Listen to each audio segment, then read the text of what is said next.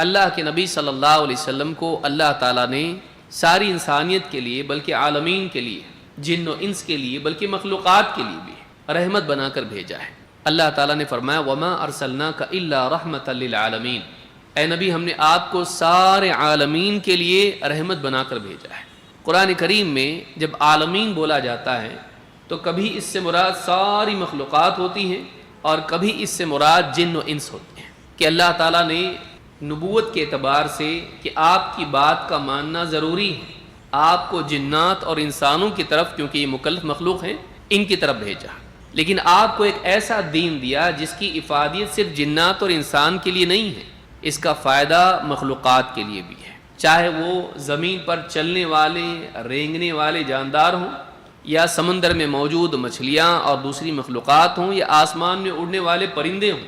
جب انسان کی زندگی میں اسلام آتا ہے تو اس کی خیر و برکت اور اس کا نفع ساری مخلوقات کو پہنچتا ہے۔ یہی وجہ ہے کہ طالب علم جب علم حاصل کرنے کے لیے نکلتا ہے تو اس کے لیے مخلوقات مغفرت کی دعا کرتی ہیں، یہاں تک کہ سمندر میں موجود مچھلیاں، یہاں تک کہ اپنے بل میں موجود چونٹی اس کے لیے مغفرت کی دعا کرتی ہے۔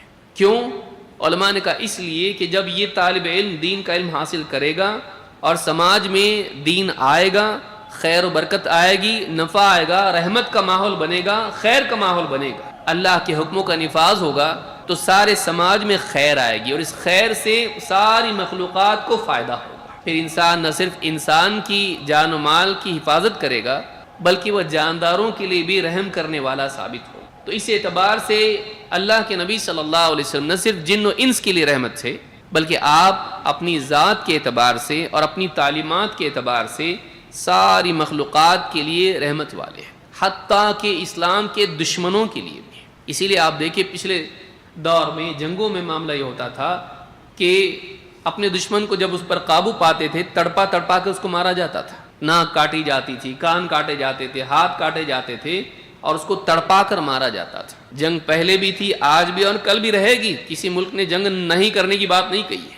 اسلام میں بھی ہے۔ ایسے حالات پیدا ہو جائیں کہ جنگ کے سوا کوئی اور آپشن نہ ہو تو جنگ کی جائے گی، کبھی اپنے دفاع کے لیے، کبھی کسی اور کی مدد کے لیے، کبھی خیر کے قیام کے لیے۔ لیکن ایسے وقت میں بھی جنگ کے حالات میں بھی اسلام کی تعلیم کیا ہے؟ عورتوں کو قتل نہیں کیا جائے گا، بچوں کو قتل نہیں کیا جائے گا، اور اگر دشمن کو قتل کیا بھی جائے جنگ میں ناک کاٹ کر جو ہے اس کے اس طرح سے تڑپا تڑپا کے اس کو مارا نہیں جائے گا۔ پہلے وہ چلتا تھا، پہلے جنگوں میں اس کے لیے کوئی ممانعت نہیں تھی، یہ معمول تھا، اسلام نے اس کو حرام کر دیا۔ اور عورت بچوں کو بھی قتل نہیں کیا جائے گا۔ اس کے علاوہ اور کئی احکام ہیں، جنگوں میں بھی رحمت کے احکام ہیں، باقی حالات تو بہت دور کی بات ہے۔ جنگ کے حالات میں بھی اسلام نے انسانیت کو واقعی انسانیت سکھائی۔ تو اسلام ساری مخلوقات کے لیے خیر ہے، صرف انسان اور جنات کے لیے نہیں۔ اس اعتبار سے نبی صلی اللہ علیہ وسلم اپنے وجود کے اعتبار سے جب آپ دنیا میں تشریف فرما تھے اور آپ کی تعلیمات کے اعتبار سے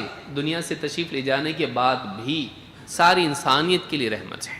آپ نے وہ تعلیمات دیں، اگر واقعی سماج میں وہ آ جائیں، سماج کے افراد ایک دوسرے کے ساتھ رحم کا معاملہ کرنے والے بنیں گے اور اللہ تعالیٰ کی رحمت کے حقدار بنیں گے، دنیا میں بھی اور آخرت میں بھی، دنیا میں بھی اور آخرت میں بھی۔ دنیا میں اللہ کی رحمت کا نزول ہوگا علم و عمل کی بنیاد پر، اور آخرت میں اللہ کی رحمت جنت نصیب ہوگی دین کی بنیاد پر۔ تو یہ بات قرآن کریم میں اللہ نے فرمائی کہ اے نبی ہم نے آپ کو سارے عالمین کے لیے رحمت بنا کر بھیجا ہے۔